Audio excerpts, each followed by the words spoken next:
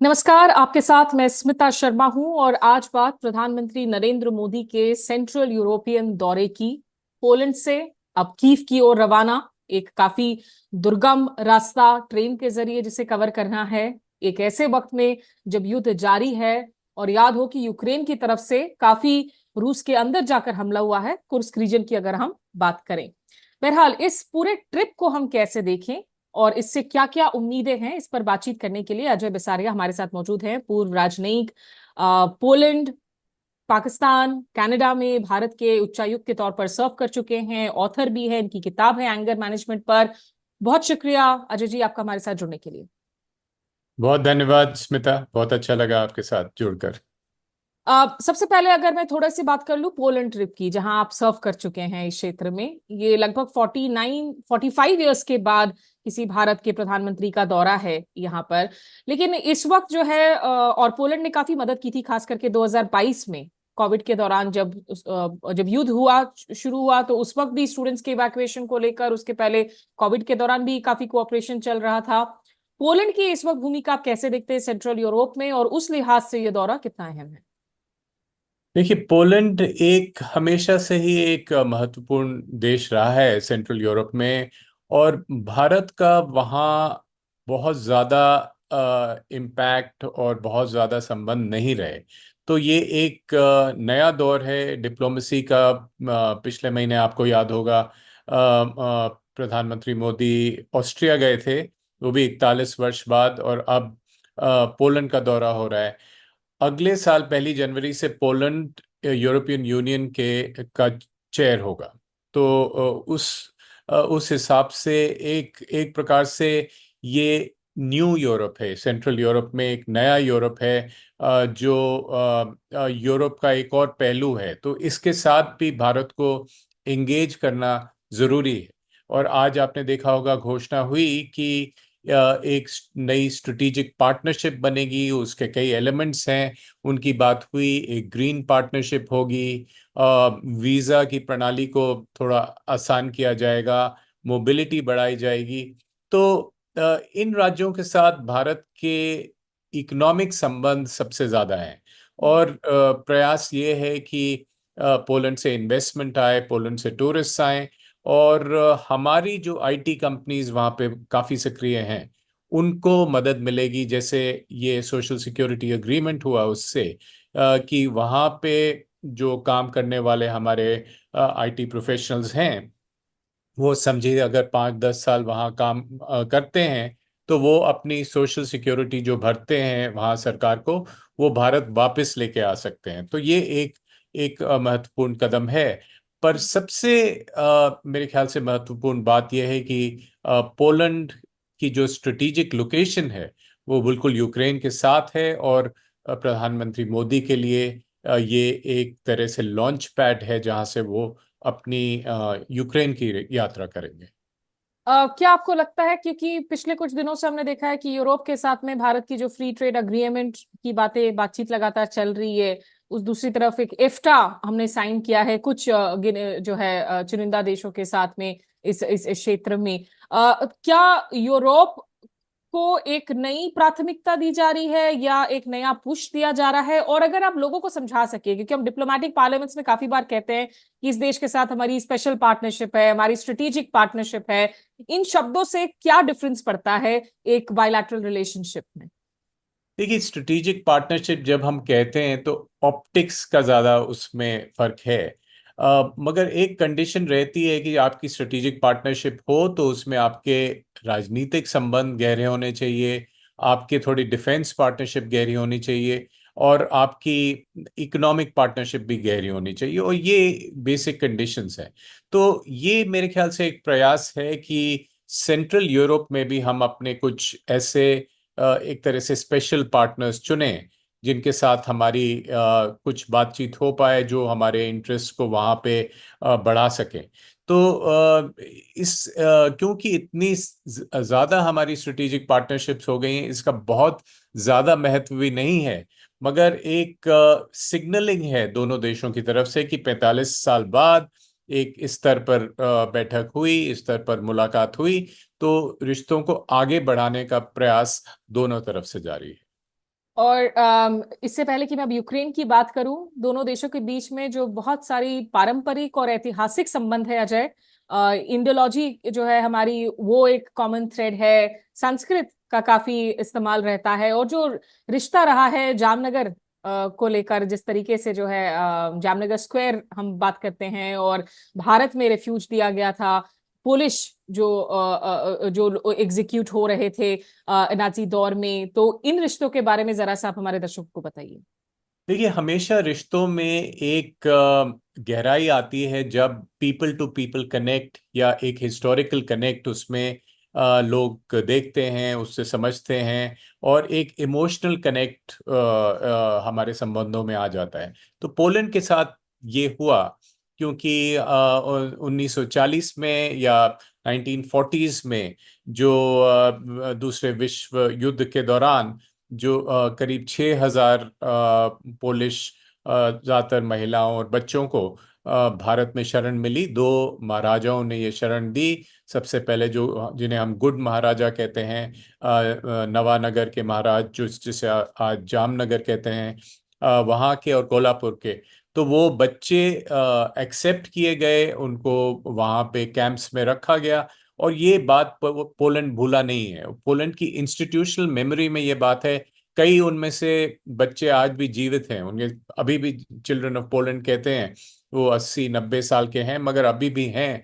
और ये एक भारत का इससे स्तर बहुत बढ़ता है पोलैंड में, और काफी इस बारे में चर्चा होती है। सिमिलरली इंडोलॉजी, योगा के बहुत शौकीन है वहाँ पे। इंडोलॉजी की बहुत पुरानी ट्रेडिशन है। शकुंतलम, कालिदास और तरह तरह के हमारे पुराने ट्रेडिशनल लिटरेचर को ट्रांसलेट किया गया है पोलिश में। तो उनको समझ है भारत के इतिहास की, भारत की के लिटरेचर की। तो ये एक एक्स फैक्टर रहता है रिलेशनशिप में। बट पर चैलेंज हमारे सामने जो चुनौती है कि जो बड़ी बड़ी बातें हमने की, उनको आगे ले जाने की और एक आधुनिक रिलेशनशिप बनाने की, जिससे 21वीं सदी में हम जिसे आगे बढ़ा के ले जाएं। और यहाँ पर बता दें कि जो जरूरी बात है कि रूस और यूक्रेन के युद्ध पर जहां तक भारत की पोजीशन की बात है, उसे लेकर कई लोगों ने सवाल उठाए हैं कि भारत ने रूस की सीधे तौर पर कभी कड़ी निंदा नहीं की। और अभी ठीक एक महीने पहले जब मॉस्को गए थे, नरेंद्र मोदी व्लादिमीर पुतिन के साथ जिस गर्मजोशी से मिले थे, उन्हें हक किया था, उस हक को लेकर यूक्रेन के राष्ट्रपति जेलेंस्की ने अपनी निराशा जताई थी और कहा था कि ये अनुचित है। अब उसके बाद प्रधानमंत्री जो हैं वो कीव पहुंच रहे हैं, और ये अपने आप में बेहद जो है इंपॉर्टेंट दौरा है। क्योंकि याद हो कि जब यूक्रेन पर एक शिखर वार्ता हुई थी अभी हाल के दिनों में, जून के महीने में स्विट्जरलैंड के बर्गनस्टॉक में, वहां भारत ने राजनीतिक प्रतिनिधित्व नहीं किया था। वहां आपने कूटनीतिज्ञ को भेजा था, अंबेसडर पवन वर्मा को भेजा था, और एक जो ज्वाइंट आउटकम्स थे उस पर उन्होंने हस्ताक्षर करने से भारत ने इनकार कर दिया था, क्योंकि रूस को उसमें न्यौता नहीं दिया गया था। प्रधानमंत्री जी जो टस्क आपके पोलिश प्रधानमंत्री हैं, उनके साथ अभी प्रेस कॉन्फ्रेंस के दौरान अजय जी, प्रधानमंत्री मोदी ने कुछ बातें कही हैं। उन्होंने कहा है कि India is willing to offer its help to end the conflicts, कि भारत जो भी मदद दे सकता है वो देने के लिए तैयार है यूक्रेन और वेस्ट एशिया में। अपने जो फ्रेंडली मुल्क है उनके साथ कंसल्टेशन करके और उनके साथ जो है उनको साथ लेकर। एंड भारत वापस से रिपीट किया है कि India believes that war can not be a solution to any conflict. Ukraine और पश्चिम एशिया में चल रहे संघर्ष हम सभी के लिए गहरी चिंता का विषय है। भारत का यह दृढ़ विश्वास है कि किसी भी समस्या का समाधान रणभूमि में नहीं हो सकता। किसी भी संकट में मासूम लोगों की जान की हानि पूरी मानवता के लिए सबसे बड़ी चुनौती बन गई है। हम शांति और स्थिरता की जल्द से जल्द बहाली के लिए डायलॉग और डिप्लोमेसी का समर्थन करते हैं। इसके लिए भारत अपने मित्र देशों के साथ मिलकर हर संभव सहयोग देने के लिए तैयार है। ये सवाल बार बार पूछा जा रहा है, क्या भारत मध्यस्थता कर सकता है, करने को तैयार है यूक्रेन और रूस के बीच में? देखिए, भारत की कंसिस्टेंट पोजीशन रही है कि दोनों पक्षों को हम कहें कि आप डायलॉग और डिप्लोमेसी से इस मामले में पीसफुल रेजोल्यूशन लाए, ना कि आप बैटलफील्ड में युद्ध के द्वारा कोई सोल्यूशन ढूंढने की कोशिश करें। तो ये बात प्रधानमंत्री मोदी ने पुतिन को कही, और यही बात वो जेलेंस्की से कहेंगे। मध्यस्थता जो करते हैं पीस मेकिंग में, अलग अलग स्तर की पीस मेकिंग होती है। अगर आपने दोनों इन लीडर्स से बात करी फोन पे और कहा कि भाई डायलॉग और डिप्लोमेसी करिए, युद्ध को बंद करिए, वो भी एक तरह से पीस मेकिंग है। दोनों के घर जाकर उनके सारे इकोसिस्टम के सामने ये बात दोहराना कि आपको ये युद्ध बंद करना चाहिए, और उसके कारण दें कि ये विश्व के लिए भी अच्छा नहीं, आपके लिए भी अच्छा नहीं। और भारत ने कहा है कि देखिए, हम तैयार हैं कुछ भी करने को, जो दोनों पक्ष हमें अगर रिक्वेस्ट करें। तो मध्यस्थता का ये एक क्रिटिकल कंडीशन है कि दोनों पक्षों को विलिंग रहना चाहिए कि वो एक जो तीसरी पार्टी है उसको कहें कि आप हमारी मदद करिए। तो पीस मेकिंग में अलग अलग बात हुई। इस समय भारत मेरे ख्याल से कोई पीस प्लान लेकर नहीं जाएगा, मगर भारत की बात होगी कि दोनों को एक फ्रेंडली एडवाइस दी जाए कि एक ग्लोबल साउथ की तरफ से भी, क्योंकि हमारा हाल ही में एक ग्लोबल साउथ का समिट हुआ जिसमें कहा गया कि ये जो सब युद्ध दुनिया भर में हो रहे हैं, ये हमारी हेल्थ सिक्योरिटी, हमारी फूड सिक्योरिटी, हमारी एनर्जी सिक्योरिटी के लिए अच्छे नहीं है। और जब थोड़े जो रिलेटिवली अमीर देश हैं वो युद्ध करते हैं, उसका इम्पैक्ट दुनिया भर में होता है, और स्पेशली जो डेवलपिंग कंट्रीज हैं उन पे ज्यादा होता है।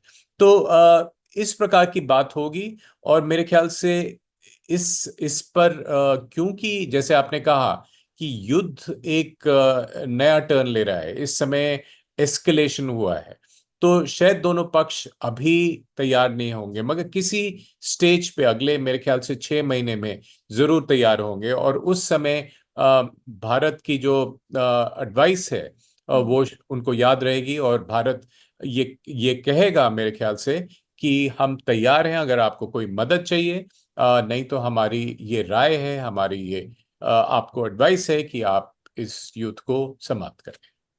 क्योंकि जैसे हमने ये प्रयास देखे हैं कुछ और देशों से भी, चीन ने कोशिश की, तुर्की ने कोशिश की, तो इनकी जो कोशिशें थी वो डायरेक्ट मीडिएशन थी। भारत के हम देख रहे हैं कि शायद हो सकता है एक लिमिटेड मीडिएशन की बात करें, या एक न्यूट्रल एटलीस्ट एक एटमोस्फेयर बनाने की कोशिश करें। चूंकि प्रधानमंत्री मोदी के इस वक्त लाइंस ऑफ कम्युनिकेशन ओपन है, पुतिन के साथ तो अच्छे रिश्ते हैं ही, जेलेंस्की साहब के साथ वो 3 बार अलग अलग शिखर वार्ताओं के साइडलाइंस में मिल चुके हैं जब से युद्ध की शुरुआत हुई है, और अब जो है कीव जाकर मुलाकात कर रहे हैं। तो एक उस तरीके से एक एटमॉस्फेरिक जो है फैसिलिटेशन, क्या आपको लगता है कि भारत को वो करना चाहिए? अभी हो रहा हो या ना रहा हो, लेकिन क्या वो भारत को करना चाहिए? जितना हो सकता है भारत को जरूर करना चाहिए, क्योंकि ये भारत के भी हित, खुद के हित में है। क्योंकि हमारी जो ग्रोथ स्टोरी है, अगर यहाँ पे मान लीजिए एक बड़ा विश्व युद्ध शुरू हो गया, तो हमारी ग्रोथ स्टोरी को भी ये इफेक्ट करता है, भारत के हित में नहीं होगा। दूसरी बात कि जब युद्ध चलता है तो हमारी जो डिप्लोमेटिक स्पेस है कि दोनों पक्षों के साथ हमारे जो अच्छे संबंध रहे, वो हमें नहीं मिलती।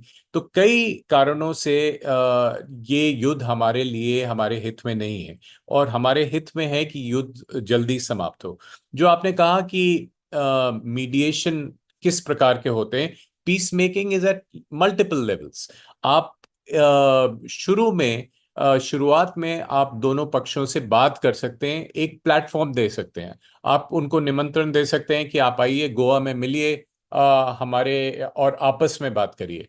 तो पीस प्लान की जो स्टेज आती है वो बाद में आती है, सीज फायर की और पीस प्लान की, और वो भारत खुद भी कर सकता है, और देशों के साथ भी कोई पीस प्लान की रचना हो सकती है। मगर इस समय मेरे ख्याल से केवल बातचीत होगी, केवल एक एडवाइस दी जाएगी भारत की तरफ से कि इस युद्ध को का अंत जल्दी होना चाहिए।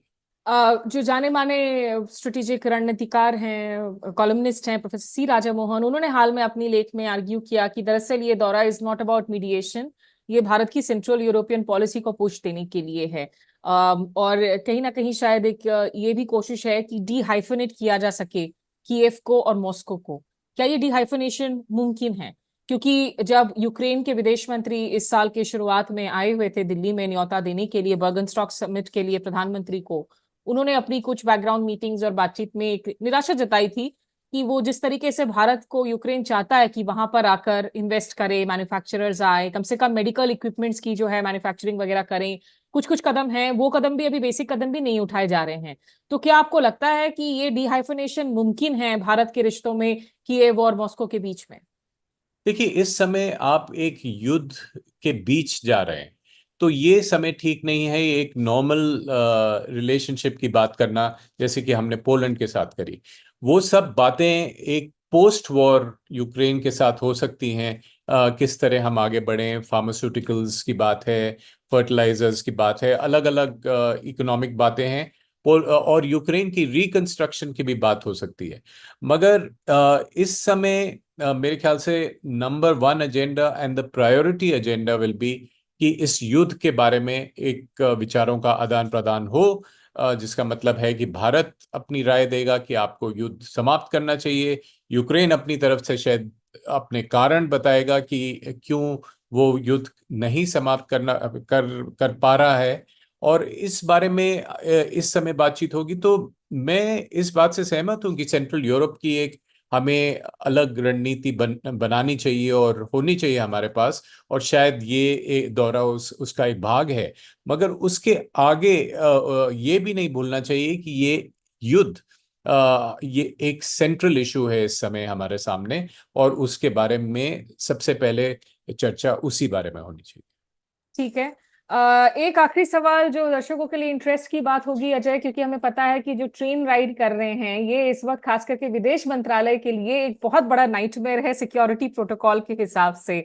जो आपको कीव तक ट्रेन राइड लेकर कम से कम 10 घंटे का सफर होगा, और शायद ये पहली दफा है कि कोई भारतीय प्रधानमंत्री बाहर एक रेल यात्रा कर रहे हैं जहां सिक्योरिटी प्रोटोकॉल मैनेजमेंट अलग लेवल है। वो गेज लाइन भी शिफ्ट होती है जब आप पॉलिश गेज से आपके यूक्रेनियन गेज में शिफ्ट किया जाता है इस रेल को।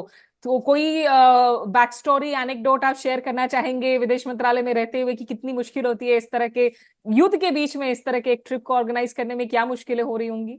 हमारे सिक्योरिटी वालों को 2-4 दिन से शायद नींद पूरी नहीं आई होगी, क्योंकि वो पहले से गए हैं, एडवांस टीम्स गई हैं। मगर ये भी हमें समझना चाहिए कि ये एक किसी विदेशी लीडर के लिए नई बात नहीं है, क्योंकि यूक्रेनियन एयर स्पेस बंद है, और इस वजह से सारे लीडर्स जो यूरोपियन या अमेरिकन जो वहाँ कीव जाते हैं वो इसी रूट को लेके जाते हैं। और येशोव जो एक यूक्रेन पोलैंड बॉर्डर पे एक शहर है, शेमिशिल, वहां से एक ट्रेन राइड 10 घंटे की होती है। तो मेरे ख्याल से इसमें हमारी टीम को, हमारे प्रधानमंत्री को कुछ नया मौका मिलेगा, कुछ सीनरी देखने का और बाहर अपनी विंडो से विंडो गेजिंग करने का, क्योंकि एक नया अनुभव रहेगा उनके लिए। मगर ये एक कोई बहुत ज्यादा चिंता की बात नहीं मेरे विचार में, क्योंकि ये एक स्टैंडर्ड प्रोटोकॉल है इस समय, जो कई और विश्व लीडर्स ने अडॉप्ट किया है। शायद काफी वक्त है कि कुछ अच्छी किताबें जैसे आपकी किताब है उसको भी जो है पढ़ सके इस दौरान। बिल्कुल फाइनल क्वेश्चन, क्योंकि आपने यूक्रेनियन रिकवरी और रिकंस्ट्रक्शन की बात की जाए, और जो अमेरिका के डेप्यूटी सेक्रेटरी ऑफ स्टेट हैं रिचर्ड वर्मा, यहाँ भारत में पूर्व राजदूत रह चुके हैं, और अभी हाल ही में उनको यूक्रेनियन रिकंस्ट्रक्शन के लिए भी उनकी जिम्मेदारी दी गई है स्पेशल ऑनवॉय के तौर पर। उन्होंने एक थिंक टैंक में इंटरेक्शन के दौरान कहा है कि looking forward to the trip, outcomes देखने वाले होंगे यूक्रेन से क्या आते हैं, लेकिन ये भी बात याद दिलाई कि this is the time, consequential time to stand up for freedoms. एक तरीके से मैसेज था भारत के लिए कि भाई, और यूएस लगातार पुश कर भी रहा था इंडिया को कि आप जो है यूक्रेन को लेकर, उन्होंने जैसा हमने शुरू में कहा कि निराशा एक तरीके से स्टेटमेंट्स वरीसम जारी किए थे। We understand India's long relationship with Russia, and India has to make its own determinations about where it wants to be on this scale. And I've appreciated some of the things the Prime Minister has said about this is not a time for war, this is a time for peace. But this is a very consequential period for the defense of liberty, freedom, the rule of law. America की क्या उम्मीदें रहेंगी यहाँ पर इस दौरे से, और अमेरिका किस तरह का रोल चाहेगा भारत से यूक्रेन के रिकंस्ट्रक्शन में? मेरे विचार में अमेरिका के भी हित में है कि भारत एक प्रोएक्टिव पीस पोस्चर ले, और क्योंकि भारत ही 2 या 4 ऐसे देश होंगे आज जिन्हें रशिया भी थोड़ा ट्रस्ट करेगा और यूक्रेन भी ट्रस्ट करेगा। यूरोप के कई देश अब एक या दूसरी तरफ वेस्ट की तरफ जा चुके हैं और वो नेटो के भाग बनना चाहते हैं या उनकी न्यूट्रलिटी समाप्त हो गई। तो इस समय भारत के अलावा ज़्यादा और देश नहीं हैं जिनका ये कैपेसिटी है या उनके लीडर्स का ये स्टेचर है कि शांति के बारे में बातचीत कर सकें दोनों पक्षों के साथ। तो मेरे ख्याल से यूएस के ये इंटरेस्ट में रहेगा। यूएस को ज़्यादा पसंद नहीं आया जब भारतीय प्रधानमंत्री रूस गए थे और पुतिन के साथ बातचीत हुई। उनको शायद ज़्यादा पसंद आए कि भारत ज़ेलेंस्की के साथ बातचीत हुई, मगर भारत के लिए दोनों करना ज़रूरी है। और जैसे मैंने अपने लेख में आज कहा कि ये केवल एक बैलेंसिंग एक्ट नहीं है कि आपको वेस्टर्न पावर्स को अपीज करना है। ये हमारे अपने हित में भी है। हमें ज़्यादा जियोपॉलिटिकल स्पेस मिलती है अपनी बातचीत करने की, और हमारे जो ग्रोथ स्टोरी है उसको हम प्रोटेक्ट करते हैं, उसका रिस्क मिटिगेशन करते हैं। उसके अलावा भारत के इंटरेस्ट विश्व भर में है, तो केवल साउथ एशिया में नहीं। तो भारत को अपने इंटरेस्ट को भी एड्रेस करना जरूरी है।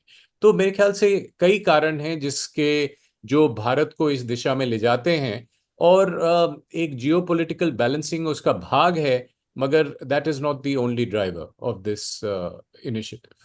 चलिए ठीक है, बहुत शुक्रिया आपका वक्त देने के लिए अजय बिसारिया, और आगे भी जो हम बातचीत करते रहेंगे इस दौरे के बाद भी, क्योंकि ये युद्ध खत्म नहीं हो रहा है, युद्ध जारी है, and lot is at stakes for India and the world. Many thanks आपका हमारे साथ जुड़ने के लिए।